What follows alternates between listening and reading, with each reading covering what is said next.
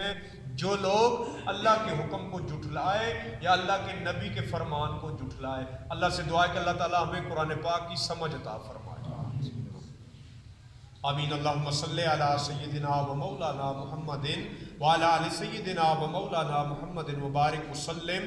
یا رسول اللہ انظر حالنا یا حبیب اللہ اسمع قالنا اننا فی بحر غم مغرق خذ یدی سہل لنا اشکالنا کانت حیلتی انت وسیلتی ادرکنی یا رسول اللہ. یا اللہ العالمین جو ہم نے قرآن پاک پڑھا اسے قبول فرما.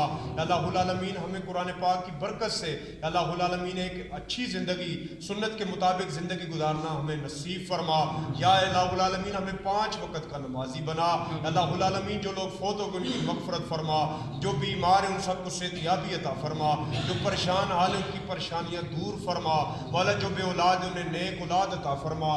جو مقروض ہیں انہیں قرضے سے نجات عطا فرما. یا اللہ